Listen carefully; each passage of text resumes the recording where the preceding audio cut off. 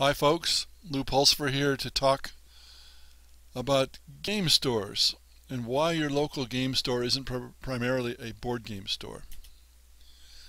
I have to admit, I don't visit game stores much. That's because I hardly ever buy a board or card game. I have my own designs to deal with, and that's enough. My most recent purchases, which were online, were an enhanced version of Empire Deluxe and 5th edition D&D.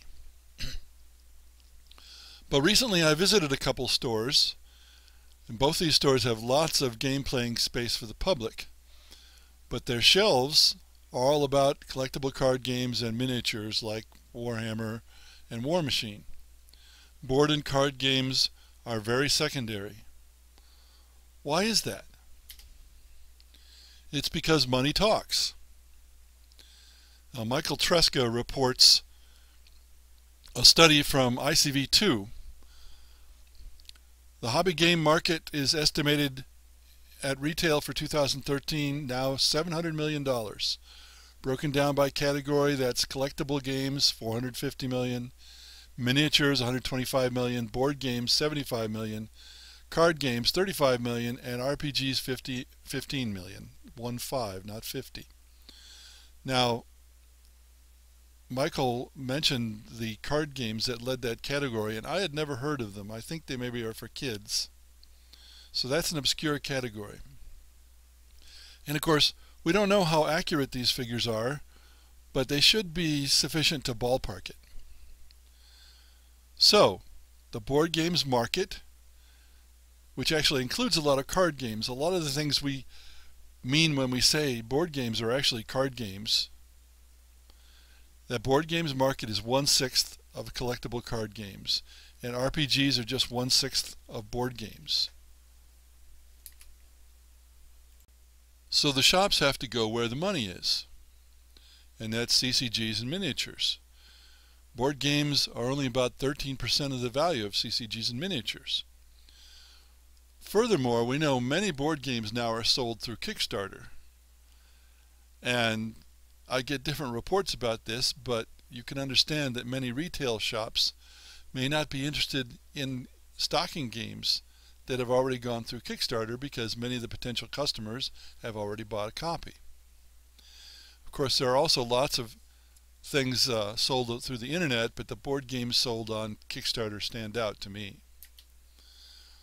Now let's take an example, a real-life example, of a new game shop.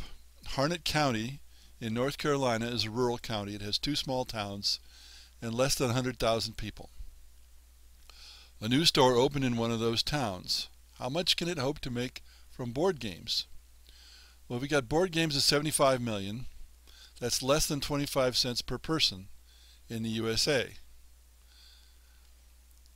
There are 100,000 people in Harnett County.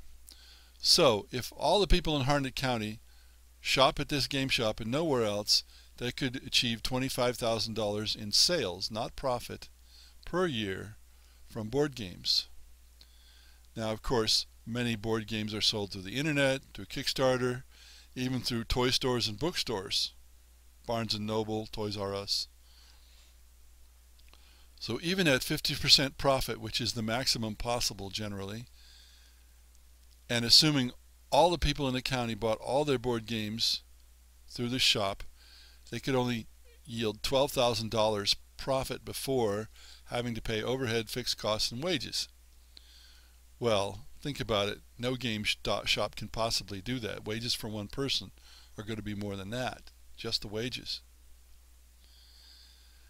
Even for 1 million people, we're talking $120,000 before costs. That's maybe tolerable, but it's not good. Now, let's suppose that they carry all tabletop game categories, $700 million nationally, roughly $2 per person, or $200,000 revenue for Harnett County. Or if they're really lucky, and of course it doesn't work this way, $100,000 profit, probably a lot less. Almost certainly a lot less, because of all the other places where people can buy games. Now,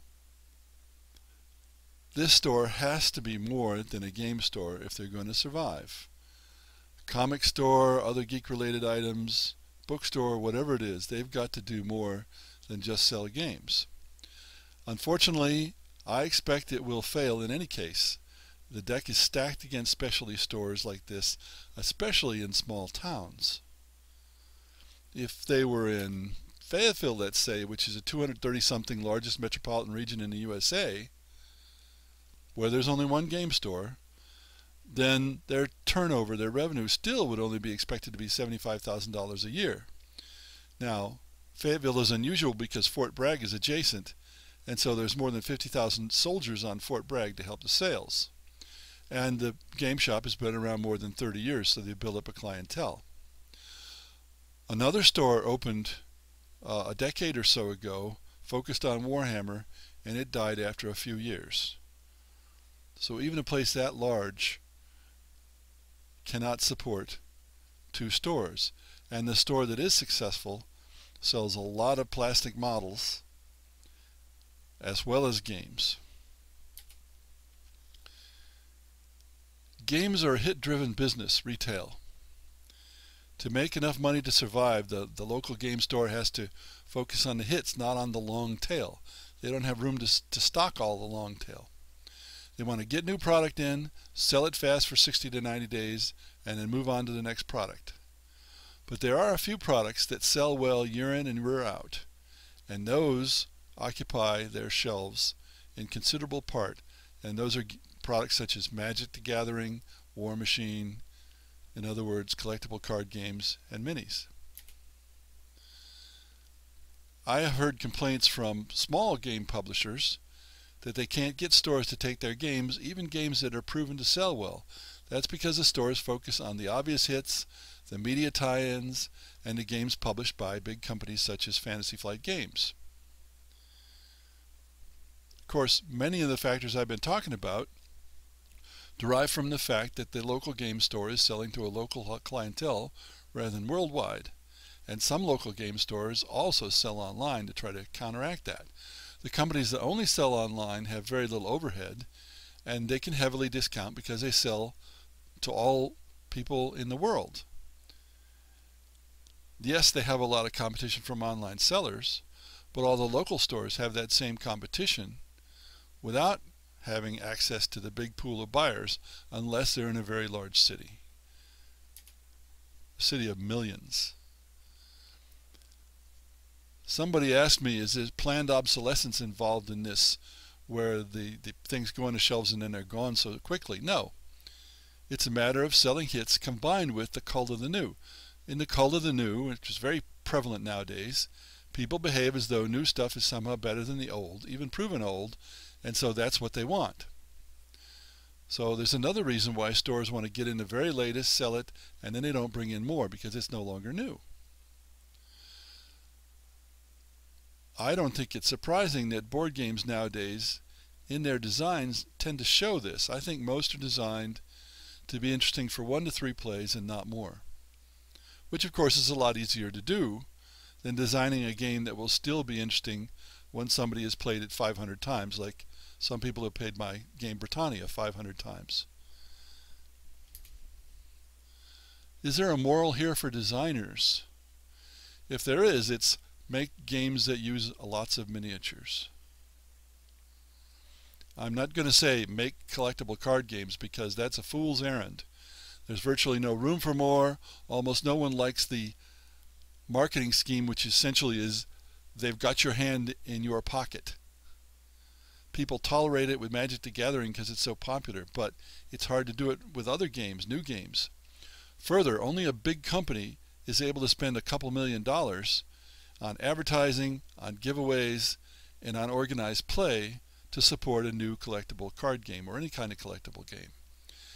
And we've noticed that the successful collectible games lately are electronic, not physical.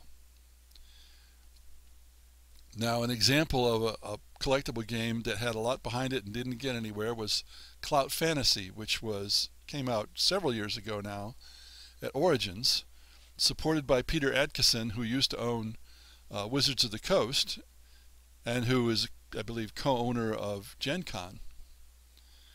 And this was a game where you used chips, clay chips, quite large ones, very nice ones, and you flipped them onto the floor or onto a rug, and then there were rules for what effects they could have, and you had a measuring thing to measure where their targets were and so on. Very nice, but it didn't go anywhere. At least a year or two later, I was able to buy these things, which were supposedly $15 for a small box, and I got 12 boxes for $8. Sounds like a failure to me.